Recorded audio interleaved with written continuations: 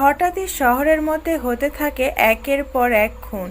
খুনগুলো খুনিরা কেন করছে সেটা তারা নিজেও জানে না। পুলিশ প্রথমে খুনগুলোকে অ্যাক্সিডেন্ট মনে করলেও পরবর্তীতে তারা জানতে পারে খুনগুলো আসলে অ্যাক্সিডেন্ট নয়, বরং মার্ডার। এই মার্ডারের তদন্ত করতে যেয়ে পুলিশ ফেঁসে যায় এক গোলকধাঁধায়। পুলিশ যখন এই গোলকধাঁধা থেকে বের হওয়ার চেষ্টা করছে, ঠিক তখনই খুনি তাদের মাঝেই উপস্থিত থেকে তার পরবর্তী খুনের প্ল্যান করছে। এইরকমই এক মুভির গল্প নিয়ে আজ এক্সপ্লেন করব হাইড অ্যান্ড সিক। বাবা মা এবং তাদের দুই ছেলে, ছোট্ট সুখের একটা পরিবার। সবাই মিলে ফ্যামিলি টাইম স্পেন্ড করবে কিসের কি, দুই ছেলে গেম খেলায় খুব ব্যস্ত। গেমের মধ্যে গোলাগুলির শব্দে বাবা বিরক্ত হয়ে টিভিটা অন করতেই দেখে কেন্দ্রীয় সরকার পাবজি, টিকটক সহ মোট 32টি বিদেশি অ্যাপ রিজেক্ট করেছে। খবরটা শুনতেই বাবা ভীষণ খুশি হয়ে দুই ছেলের দিকে তাকিয়ে মুচকি একটা হাসি দেয়। এরই মধ্যে ডেলিভারি ম্যান ফোন দিলে বাবা তার বড় ছেলেকে ডেলিভারি ম্যানের কাছ থেকে খাবার নিয়ে আসতে বলে, কিন্তু সে গেম খেলা নিয়ে এতটাই ব্যস্ত যে বাকি কাজগুলো করার মতো সময় কোথায়। ডেলিভারি ম্যান খাবারটা দিয়ে বাইকটা স্টার্ট করতে যাবে, ঠিক তখনই পিছন থেকে একটা লোক এসে ডেলিভারি ম্যানের মাথায় সজোরে রড দিয়ে আঘাত করে। সাথে সাথে ডেলিভারি ম্যান মাটিতে লুটিয়ে পড়ে এবং সেখানেই মারা যায়। এরপর লোকটি পাগলের মতো হাসতে হাসতে সেখান থেকে লাফাতে চলে যায়। কিছুক্ষণ পরে সেখানে এসআই বৈষ্ণবী তার টিম নিয়ে হাজির হয়। সবকিছু পর্যবেক্ষণ করে তারা ভাবে লোকটি হয়তো বাইক অ্যাক্সিডেন্ট করেছে এবং অন দ্য স্পট তার মৃত্যু হয়েছে। বৈষ্ণবী তার সহকর্মীকে বলে বডিটি যেন পোস্টমর্টমে পাঠিয়ে দেয়। এরপরে সিন শিফট হয় দুই বন্ধু শিবা আর জগদীশের কাছে। জগদীশ তার বোনের মেডিকেল রিপোর্টগুলো শিবাকে দেখাচ্ছিল, কারণ শিবা একজন মেডিকেল স্টুডেন্ট। শিবার রিপোর্টগুলো দেখে ভীষণই অবাক হয়, কারণ রিপোর্টে স্পষ্টভাবে দেখা যাচ্ছে কেউ তাকে ইচ্ছে করে মার্কিউরি ক্লোরাইড নামে একটা বিষ দিচ্ছে। আর এই মার্কিউরি ক্লোরাইডের জন্যই দুটো কিডনি নষ্ট হয়ে গেছে। আর এই মার্কিউরি ক্লোরাইড খুবই রেয়ার, এটা কোথাও সহজে পাওয়া যায় না। এমন কোনো ব্যক্তির কাছে এই মার্কিউরি ক্লোরাইড থাকে যাদের মেডিকেল ব্যাকগ্রাউন্ড আছে এবং যারা হাসপাতাল এবং ক্লিনিকের সাথে যুক্ত আছে। এটা শুনে জগদীশ বলে, আমার দুলাভাই তো ইন্ডিয়ার রিসার্চ অফ সেন্টারের সায়েন্টিস্ট, আর আমার বোন তো শুধুমাত্র আমার দুলাভাইয়ের সাথেই থাকে, কিন্তু সে কেন তার ওয়াইফকে খুন করতে চায়? তখন শিবা বলে, ও খুব চালাকির সাথে খুবই অল্প পরিমাণে প্রতিদিন একটু একটু করে মার্কিউরি দিচ্ছে, যাতে ও সহজে ধরা না পড়ে। তুই এখনই যে পুলিশের কাছে কমপ্লেন কর। যেহেতু শিবার বাবা এবং তার দুলাভাই আর্মিতে ছিল, আর শিবাও আর্মির ডক্টর হতে চায়, সেজন্য সবকিছুই শিবা সন্দেহর চোখে দেখে। কিন্তু শিবার বাবা আর শিবার দুলাভাই আর্মিতে শহীদ হওয়ার পর তার বোন কিছুতেই চায় না শিবা আর্মির ডক্টর হোক। কিন্তু শিবা তার বোনের কাছ থেকে গোপন করে চুপি চুপি আর্মির ডক্টর হওয়ার প্রস্তুতি নিচ্ছে। এরই মধ্যে শিবার বাসায় তার গার্লফ্রেন্ড আসে। সে ভীষণ খুশি হয়ে বলে, জানো শিবা, বাবা আমাদের বিয়ে দিতে রাজি হয়ে গেছে, কিন্তু আমাদের নিজের পায়ে দাঁড়াতে হবে। তখন শিবা বলে, নিজের পায়ে দাঁড়াতে এখনো অনেকটা সময় বাকি। এরপরে সিন শিফট হয় পুলিশ স্টেশনে। পুলিশ স্টেশনের বাইরে ফাইল 1 নামে একটি নোট পাওয়া যায়। নোটটি খুলতে বৈষ্ণবী দেখে নোটের মধ্যে লেখা আছে সেই ডেলিভারি ম্যান অ্যাক্সিডেন্টের জন্য নয়, বরং কেউ তাকে মার্ডার করেছে। রিপোর্টটা দেখার পরে বৈষ্ণবী পোস্টমর্টম ডক্টর বার্মাকে কল করে, কিন্তু ডক্টর বার্মা পরিষ্কারভাবে বলে এটা মার্ডার নয়, বরং অ্যাক্সিডেন্ট।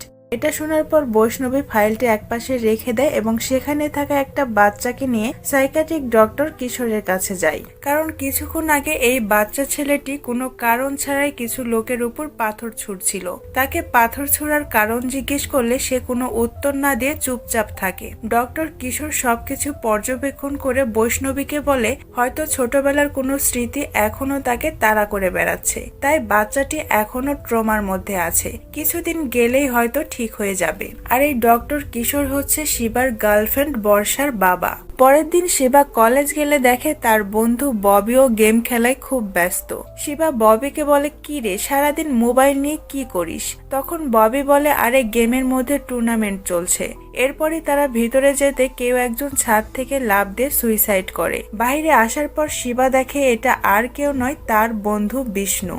কিছুক্ষণ পরে সেখানে পুলিশ আসার পর কনফার্ম করে এটা আসলেই সুইসাইড, কিন্তু শিবা এই কথাটা কিছুতেই মেনে নিতে পারে না। তাই সে রাতের বেলা চুপি চুপি মর্চুরিতে যায়। শিবা বিষ্ণুর বডিটা খুব ভালোভাবে চেক করার পর বুঝতে পারে এটা আসলে সুইসাইড নয় বরং মার্ডার। খুনি খুব চালাকির সাথে কোনো রকম প্রমাণ না রেখেই মার্ডারটি এতটাই নিখুঁতভাবে করেছে যেন সবাই দেখে মনে করে এটা সুইসাইড। আর ঠিক তখনই সেখানে পোস্টমর্টম ডক্টর বার্মা আসে। শিবা কোনো রকমে সেখান থেকে পালিয়ে একটা গোপন কক্ষে যায়। শিবা তার বোনের কাছ থেকে লুকিয়ে এই গোপন কক্ষের মধ্যে আর্মির ডক্টর হওয়ার প্রিপারেশন নিচ্ছিল। এখানে শিবা বিষ্ণুর মার্ডারের বিভিন্ন খুঁটিনাটি তথ্যগুলো নোট করে রাখে এবং নোটটির নাম দেয় ফাইল 2। অর্থাৎ পুলিশ স্টেশনে ফাইল 1 নামে যে নোটটি পাঠিয়েছিল সেটা আর কেউ নয় বরং শিবাই ছিল।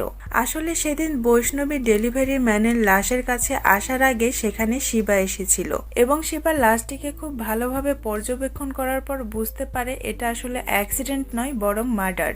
আর পরবর্তীতে সে যখন জানতে পারে পুলিশ এটাকে সুইসাইড বলে কেসটি বন্ধ করে দিয়েছে, তখন সে পুলিশ স্টেশনে ফাইল 1 নামে নোটটি পাঠায়। কিন্তু পুলিশ ফাইল 1 দেখার পরও কোনো রকম গুরুত্ব না দেওয়ার জন্য শিবা এবার ফাইল 2টা সরাসরি মিডিয়ার কাছে পাঠিয়ে দেয়। মিডিয়া এবার বিষ্ণুর সুইসাইড এবং ফাইল 2 এর এই নোটটাকে ব্রেকিং নিউজ হিসাবে টেলিকাস্ট করতে থাকে, যার প্রভাব পুলিশ ডিপার্টমেন্টের উপরেও পড়ে। তাই বৈষ্ণবীর সিনিয়র বৈষ্ণবীকে ডেকে জিজ্ঞেস করলে বৈষ্ণবী বলে কেউ একজন আমাদেরকে ফাইল 1 নামে একটা নোট পাঠিয়েছিল।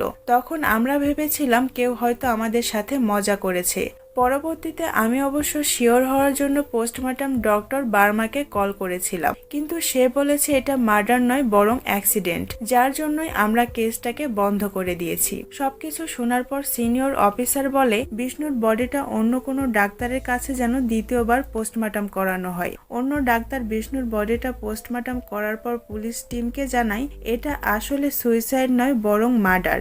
আর যে মিডিয়াতে নোটটি পাঠিয়েছে সে হয়তো ডক্টর অথবা মেডিকেল স্টুডেন্ট। তাছাড়া সাধারণ একটা মানুষের পক্ষে কখনোই বোঝা সম্ভব নয় এটা সুইসাইড নয় বরং মার্ডার। আর এটা শোনার পর সিনিয়র পুলিশ অফিসার বৈষ্ণবীকে বলে যত তাড়াতাড়ি সম্ভব খুনিকে খুঁজে বের করো আর এই কেসটাকে সলভ করো। এবং সিনিয়র অফিসার কেসের তদন্তের সুবিধার্থে বৈষ্ণবীর টিমে ডক্টর কিশোরকে অ্যাড করে। ডক্টর কিশোর বৈষ্ণবীকে বলে আবারও কলেজ ক্যাম্পাসে যাওয়ার পর সব যেন খুব ভালোভাবে তদন্ত করে দেখা হয়, হয়তোবা সেখানে কোনো এভিডেন্স পাওয়া যেতে পারে। তাই ডক্টর কিশোরের কথা মতো বৈষ্ণবীর পুলিশ টিম কলেজ ক্যাম্পাসে যায় এবং কলেজ ক্যাম্পাসের চারিদিকে খুব ভালোভাবে খোঁজাখুঁজি করার পর একটা লোহার রড পাওয়া যায়। শিবা চুপি চুপি সেই রডের ছবি তুলে নেয়। সেই রডটা পরীক্ষা করার পর জানতে পারা যায় আসলে সেই রডে বিষ্ণুর আঙুলের ছাপ আছে। বৈষ্ণবী পরবর্তীতে আবারও কলেজ ক্যাম্পাসে যাওয়ার পর চান্দুর বন্ধুদেরকে জিজ্ঞেস করে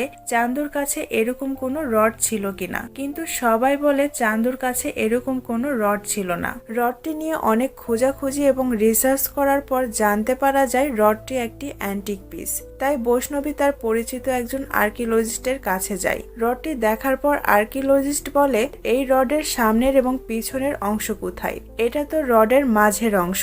তখন বৈষ্ণবী বলে আমরা তো শুধুমাত্র এই রডটাই পেয়েছি। এটা শুনে আর্কিওলজিস্ট বলে আমার জানা মতে এই রডের আরো 2টি অংশ আছে আর সেই 2টি অংশ জোড়া দিলেই রডটি পরিপূর্ণ হবে। এরপরে সে কম্পিউটারে সার্চ করে রডটি বৈষ্ণবীকে দেখায় এবং তাকে বলে এই রডটির নাম হাতিগড়।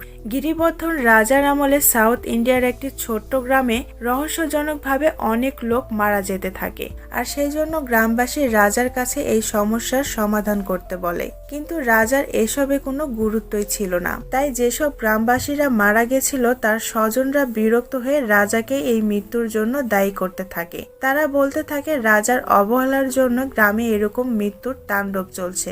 এক পর্যায়ে গ্রামবাসী ক্ষুব্ধ হয়ে রাজার উপর হামলা করে এবং পুরো মহল তছনছ করে দেয়। সেই সময় বাধ্য হয়ে রাজাকে রাজার রাজত্ব ছাড়তে হয়েছিল। তখন সেই রাজার কাছে এই হাতিগড় নামে রডটি ছিল। গ্রামবাসীর হামলার কারণে রডটি তখন ভেঙে যায়। এটা শোনার পর বৈষ্ণবী বলে তাহলে এই রডটি আমরা কোথায় পাবো? তখন আর্কিওলজিস্ট বলে যেহেতু এটা আমাদের ইতিহাসের সাথে যুক্ত আছে, তাই এটা কোনো আর্ট গ্যালারিতে থাকতে পারে। তাই বৈষ্ণবী এবার চলে যায় আর্ট গ্যালারিতে। সেখানে যাওয়ার পর রডটির ছবি দেখিয়ে জিজ্ঞেস করলে লোকটি বলে, রডটি আমাদের কাছেই ছিল, কিন্তু কেউ একজন এসে রডটি কিনে নিয়ে গেছে। সেই লোকটা মুখে মাস্ক পরেছিল, তাই লোকটির মুখটা আমি দেখিনি। বৈষ্ণবী সেখান থেকে চলে যাওয়ার পরপরই শিবা আসে। আসলে শিবাও গুগলে সার্চ করে রডের বিষয়ে জানতে পেরেছে, আর শিবাও এই কেসটি নিয়ে তদন্ত করছে। শিবা লোকটিকে রডের ছবি দেখিয়ে জিজ্ঞেস করলে লোকটি বৈষ্ণবীকে যা বলেছে শিবাকে সেটাই বলে, কিন্তু শিবা লোকটির উপরে একটু চাপ দিলে লোকটি বলে, আমি লোকটির মুখ দেখিনি, কিন্তু লোকটি অ্যাম্বুলেন্সে এসেছিল। একদিকে বৈশালী তার মতো করে তদন্ত চালিয়ে যাচ্ছিল এবং অন্যদিকে শিবা তার নিজের মতো করে তদন্ত করছিল। এরই মধ্যে শিবার কাছে স্বপ্না আসে। স্বপ্না শিবাকে পছন্দ করে, কিন্তু শিবা সাফ সাফ স্বপ্নাকে বলে দেয় তার গার্লফ্রেন্ড আছে এবং তার গার্লফ্রেন্ডের নাম বর্ষা। পরে শিবা স্বপ্নার ভাইয়ের কাছে যায় এবং এই বিষয়টা স্বপ্নার ভাইকে বলে, এবং স্বপ্নার ভাইকে বলে সে যেন স্বপ্নাকে সবকিছু বুঝিয়ে বলে। অন্যদিকে বৈশালী কেসের ব্যাপারে কথা বলতে বলতে তার টিম নিয়ে রাস্তা দিয়ে হেঁটে যাচ্ছিল, আর তখন স্বপ্নাও বাসায় ফিরছিল। হঠাৎই একটা লোক স্বপ্নার উপরে আক্রমণ করে। ঠিক তখনই সেই পথ দিয়ে শিবাও যাচ্ছিল। শিবা তার বাইক ফেলে স্বপ্নার কাছে যায় এবং খুনিকে ধরার জন্য তার পিছন পিছন দৌড় দেয়, কিন্তু সে খুনিকে ধরতে পারে না। অন্যদিকে বৈশালীও সেখানে পৌঁছে যায় এবং শিবার বাইক সেখানে দেখে, আর সে মনে করে এটা হয়তো খুনির বাইক।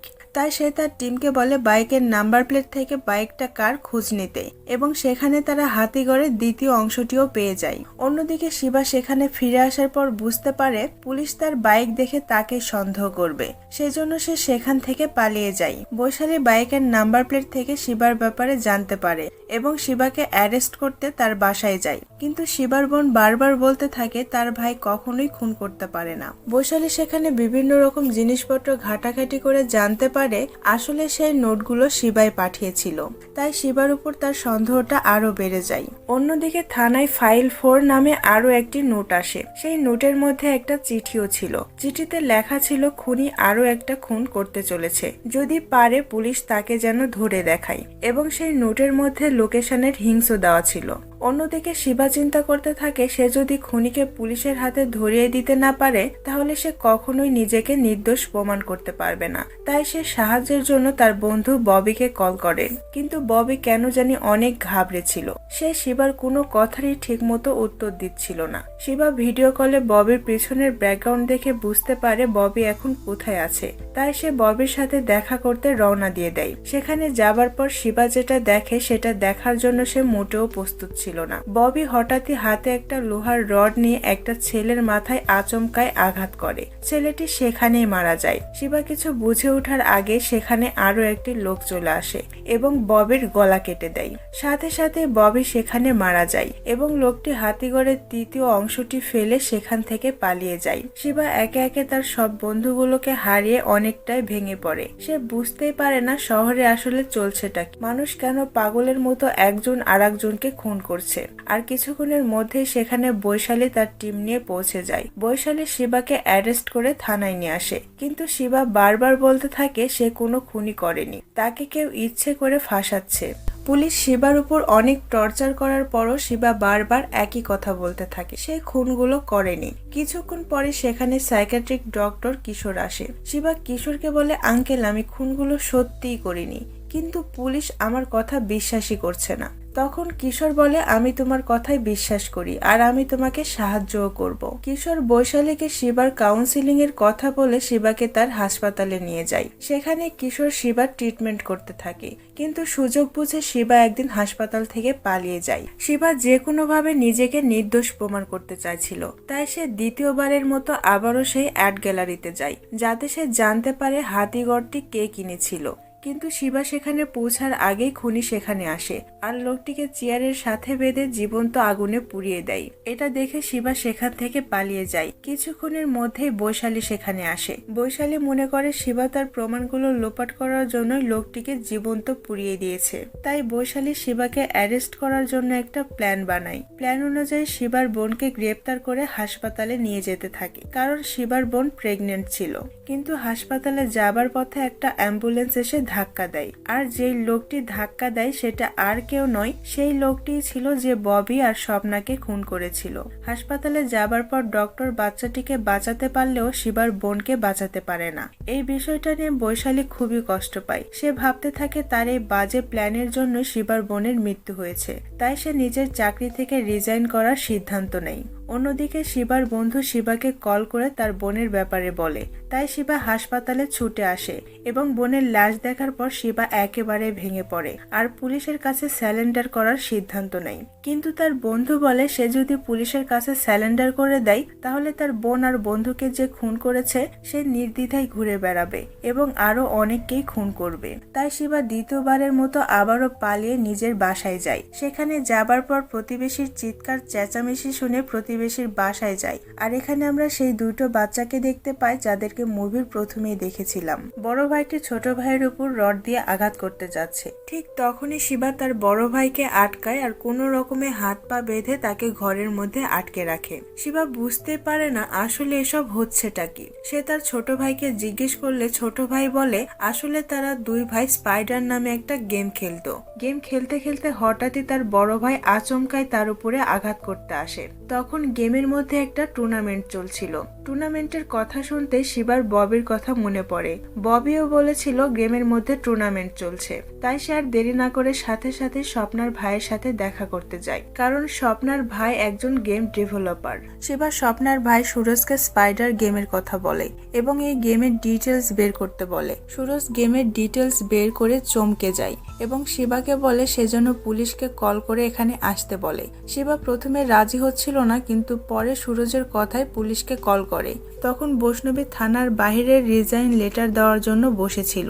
শিবার কথায় সে কিছুতেই বিশ্বাস করছিল না এবং সেখানে আসতে চাইছিল না। পরবর্তীতে অবশ্য সুরজের কথায় বৈশালী রাজি হয় এবং সেখানে আসে। সুরজ বৈশালীকে বলে আমি কোনো রকমে এই গেমের মধ্যে ঢুকতে পেরেছি।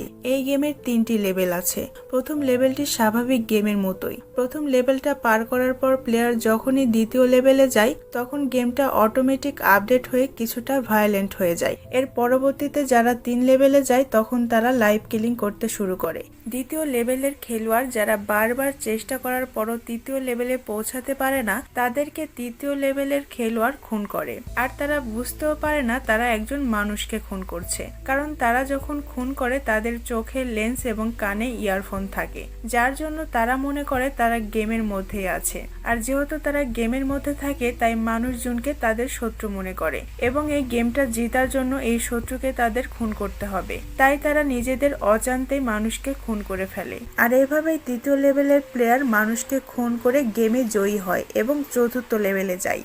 আর চতুর্থ লেভেলটা আসলে কি সেটা এখনো আমার অজানা। এই গেমটা এমনভাবে ডিজাইনই করা হয়েছে মানুষকে খুন করার জন্য। বৈষ্ণবী অবশ্য সুরজের কোনো কথাতেই বিশ্বাস করছিল না, তাই সুরজ বৈষ্ণবীকে বিশ্বাস করানোর জন্য তাকে বলে আমার রিসার্চ মতে তৃতীয় লেভেলের এখনো 2টা খেলোয়াড় অ্যাক্টিভ আছে। আপনি যদি চান তাহলে তাদের লোকেশনে যে তাদের অ্যাক্টিভিটি পর্যবেক্ষণ করতে পারেন। তাই বৈষ্ণবী সুরজের কথায় রাজি হয় এবং তার কথা মতো সেই লোকেশনে যায়। সেখানে যাওয়ার পর এতগুলো মানুষের মধ্যে তারা কিভাবে বুঝবে আসলে কোনটা প্লেয়ার? বৈষ্ণবী কিছু বুঝতে না পারলেও শিবা ঠিকই বুঝতে পারে, কারণ শিবা এর আগেও ববিকে দেখেছে সে কেমন অদ্ভুত আচরণ করছিল। শিবা একটা লোককে দেখে সন্দেহ করে, তার আচরণগুলো স্বাভাবিক মানুষের তুলনায় একটু অদ্ভুত ছিল। শিবা বৈষ্ণবীকে সেই লোকটিকে দেখায়। এরপর তারা লোকটির উপর নজর রাখতে শুরু করে। লোকটি তখন গেমের মধ্যে তার শত্রুকে দেখতে পায় এবং তাকে খুন করতে গেলে সবাই মিলে তাকে কোনো রকমে আটকায়, কিন্তু তাকে কোনো রকমে আটকে রাখলেও তৃতীয় আরো একটি প্লেয়ার এসে সেই লোকটিকে খুন করে ফেলে। শিবা আর বৈষ্ণবী কিছুই করতে পারে না। বৈষ্ণবী তো সবকিছু দেখে একদমই হতবাক হয়ে যায়। সে কিছুতেই নিজের চোখকে বিশ্বাস করতে পারছিল না। সেখান থেকে অবশ্য তারা কয়েকজন প্লেয়ারকে গ্রেপ্তার করে থানায় নিয়ে আসে। তাদের একটি ফোন থেকে চতুর্থ লেভেলের ব্যাপারে তারা জানতে পারে। কনস্টেবল বৈষ্ণবীকে কল করে বলে চতুর্থ লেভেলের গেমটা একদিন পরই থিরুপাতিতে অ্যাক্টিভ হবে, আর সেদিন তো থিরুপাতিতে ব্রাহ্মোৎসব হবে, অনেক ভিড় হবে। এই কথা শুনে বৈষ্ণবী অনেক টেনশনে পড়ে যায়। সে গেমটি ব্যান্ড করার কথা চিন্তা করে, কিন্তু সুরজ বলে গেমটিকে ব্যান্ড করে কোনো রকম লাভই হবে না, কারণ পাবজির মতো একটা গেম এক দেশে ব্যান্ড করা হলেও অন্যান্য দেশের প্লেয়ার ঠিকই খেলে। ফেলে। তাই এই মৃত্যুর মিছিলটাকে থামানোর জন্য আমাদের হাতে দুইটা অপশন আছে। প্রথম অপশন হচ্ছে গেমটাকে হ্যাক করার পর চতুর্থ লেভেলটাকে আমাদের নিজের মতো করে ডিজাইন করে নিতে হবে, এবং দ্বিতীয় অপশন হচ্ছে গেমের সার্ভারকে হ্যাক করে পুরো সার্ভারটাই নষ্ট করে দিতে হবে। সবাই এই বিষয়টা নিয়ে বেশ চিন্তায় পড়ে যায়। তখন বৈষ্ণবী শিবাকে বলে, তুমি আমাকে আবারও ফাইল 4টা কেন পাঠিয়েছিলে? তখন শিবা বলে, ফাইল 4টা আমি পাঠাইনি, সাইকিয়াট্রিক ডক্টর কিশোর পাঠিয়েছে। এই কথাটা শুনে বৈষ্ণবী অবাক হয়ে যায়। তখন শিবা বলে, আসলে হাসপাতাল থেকে ডক্টর কিশোরই আমাকে পালাতে সাহায্য করেছিল। সে চাইছিল আমি যেন হাসপাতাল থেকে পালিয়ে যাই, কারণ আমি যদি পুলিশের হেফাজতে থাকি তাহলে পুলিশ ভাববে শিবা তো জেলের ভিতরেই আছে, তাহলে খুনগুলো কে করছে, তাই আমি অটোমেটিকলি নিরপরাধ প্রমাণ হয়ে যাব। কিন্তু ডক্টর কিশোর কিছুতেই চাইছিল না আমি নিরপরাধ প্রমাণ হই। সে খুনের সব দোষগুলো আমার উপর চাপাতে চাইছিল। ডক্টর কিশোরের মানুষজনকে হিপনোটাইজ করার অদ্ভুত রকমের ক্ষমতা আছে। সে প্রথমে গেমের 3য় লেভেলের খেলোয়াড়কে হিপনোটাইজ করে এবং একটা টার্গেট সেট করে দেয়। পরবর্তীতে 3য় লেভেলের খেলোয়াড়রা নিজেদের অজান্তে সেই টার্গেটকে খুন করে ফেলে। এভাবে কিশোরের ইশারাতে সব খুনগুলো হয়েছে। আর আমার বোন অ্যাক্সিডেন্টের জন্য মারা যায়নি, তাকে হাসপাতালে নিয়ে আসার পর কিশোরই খুন করেছে। সবকিছু শোনার পর বৈষ্ণবী ডক্টর কিশোরকে গ্রেপ্তার করতে চাইলে শিবা বলে, ডক্টর কিশোরকে আমি লোক দিয়ে কিডন্যাপ করেছিলাম, সে এখন আমার কাছে আছে। এটা শুনে বৈষ্ণবী ডক্টর কিশোরের কাছে গেলে ডক্টর কিশোর অবশ্য সব সত্যি কথা বৈষ্ণবীকে বলে দেয়। ডক্টর কিশোর বলে, আসলে শিবাকে ফাঁসানোর আমার কোনো প্ল্যানই ছিল না, কিন্তু ফাইল 1 পুলিশের কাছে পাঠিয়ে সে বলে দিয়েছে আসলে ডেলিভারি ম্যান অ্যাক্সিডেন্টের জন্য নয়, বরং তাকে মার্ডার করা হয়েছে। আর এভাবে শিবা আমার প্রতিটি কাজে বাধা হয়ে দাঁড়াচ্ছিল, তাই আমি প্ল্যান করি মার্ডারের দোষগুলো শিবার উপর চাপানোর। এটা শুনে বৈষ্ণবী বলে, সেটা তো বুঝলাম, কিন্তু তুমি এই খুনগুলো কেন করছো? তখন ডক্টর কিশোর বলে, আমি আসলে পাকিস্তানি সন্ত্রাসবাদী সংগঠনের মেম্বার ছিলাম, কিন্তু বহুদিন ধরে আমি কোনো মিশনই পাচ্ছিলাম না, তাই আমি ইন্ডিয়াতে আসার পর নিজের মতো করে মিশন তৈরি করি। এখন তোমরা আমাকে যেই শাস্তি দাও না কেন, কালকে থিরুপাতিতে হওয়া মিশন কোনোভাবেই আটকাতে পারবে না। এটা শোনার পরে বৈষ্ণবী এবং শিবা একটা সফটওয়্যার কোম্পানির সাথে যোগাযোগ করে। শিবা সবাইকে একটা ভিডিও দেখিয়ে বলে, এই স্পাইডার গেম খেলার জন্য গতকাল বড় ভাই তার ছোট ভাইকে মারতে গিয়েছিল, আমি সেখানে উপস্থিত ছিলাম, তাই তাকে বাঁচিয়ে নিয়েছি। কিন্তু এরকম হাজারো খেলোয়াড় সাধারণ মানুষের ভিড়েই লুকিয়ে আছে, যাদেরকে স্বাভাবিকভাবে দেখলে কোনোভাবেই চেনা সম্ভব নয়, তাই আপনাদের সাহায্য আমাদের খুবই প্রয়োজন। এটা বলে শিবা সফটওয়্যার কোম্পানির উদ্দেশ্যে বলে, তারা যেভাবেই হোক এই গেমের সার্ভারটাকে হ্যাক করে সেটা যেন নষ্ট করে দেয়। কিন্তু তারাও কোনোভাবে গেমের সার্ভারটাকে নষ্ট করতে পারছিল না, তাই শিবা একটা প্ল্যান করে আর তাদেরকে বলে, 4র্থ লেভেলের যতগুলো খেলোয়াড় আছে সবার টার্গেট আমাকে করে দাও। তাই শিবার কথা মতো সফটওয়্যার কোম্পানি গেমের সার্ভারটাকে হ্যাক করে নিজেদের মতো ডিজাইন করে শিবাকে টার্গেট বানিয়ে দেয়। প্ল্যান অনুযায়ী শিবা তার টিম নিয়ে আগেই থিরুপাতিতে পৌঁছে যায় এবং সেখানে একটা বাসের মধ্যে অজ্ঞান করার গ্যাস ছেড়ে রাখে। এদিকে সব খেলোয়াড়গুলো বিভিন্ন জায়গা থেকে এসে নামতে শুরু করে। যখনই সব খেলোয়াড়গুলো শিবাকে মারতে আসে, ঠিক তখনই শিবা মুখে মাস্ক লাগিয়ে বাসের মধ্যে উঠে পড়ে। আর আগে থেকে বাসের মধ্যে অজ্ঞান করার গ্যাস ছেড়ে রাখার জন্য তারা সেখানেই অজ্ঞান হয়ে যায়। এভাবে শিবা সব খেলোয়াড়গুলোকে বাসের মধ্যে অজ্ঞান করে তারপর হাসপাতালে নিয়ে যায়। হাসপাতালে নিয়ে যাওয়ার পর ডক্টর তাদের ট্রিটমেন্ট করার পর বলে, এদেরকে এমনভাবে হিপনোটাইজ করা হয়েছে যে তারা একটা ট্রমার মধ্যে আছে। এই ট্রমার মধ্যে থেকে বের হয়ে আসার জন্য এখনো মিনিমাম 48 ঘন্টার মতো সময় লাগবে। গেম খেলার জন্য এদের ব্রেন সেলগুলো একদম নষ্ট হয়ে গেছে। এরপর বৈষ্ণবী এসে শিবাকে ধন্যবাদ জানায়, কারণ শিবা না থাকলে এই মিশনটা কোনোভাবে সাকসেসফুল হতো না। শিবার এই প্ল্যানের জন্যই তারা সব খেলোয়াড়গুলোকে একসাথে ধরতে পেরেছে এবং তাদেরকে এখন ট্রিটমেন্টও দিচ্ছে। এদিকে শিবার গার্লফ্রেন্ড বর্ষা শিবার বোনের মেয়েকে নিয়ে আসে, আর শিবাও হাসি মুখে তার ভাগ্নিকে কুলে নেয়। আর মুভিটা এখানেই শেষ হয়ে যায়। আমাদের আশেপাশে এইরকম অনেক ছেলে মেয়ে আছে যারা গেমের প্রতি আসক্ত। একটা সময় এমন ছিল ছেলে মেয়েরা খেলাধুলা নিয়ে ব্যস্ত থাকতো। এখনকার প্রজন্ম খেলাধুলা বাদ দিয়ে মোবাইল গেম নিয়ে ব্যস্ত থাকে, যেটা তাদের বুদ্ধির বিকাশ এবং শারীরিক বিকাশেও কিন্তু বাধার সৃষ্টি করে। তাই আমাদের প্রতিটা বাবা মায়ের উচিত সন্তানের দিকে নজর দেওয়ার আর খেয়াল রাখার তারা যেন এমন কোনো গেমে আসক্ত না হয় যেটা তাদের ভবিষ্যৎটাই নষ্ট করে দেয়।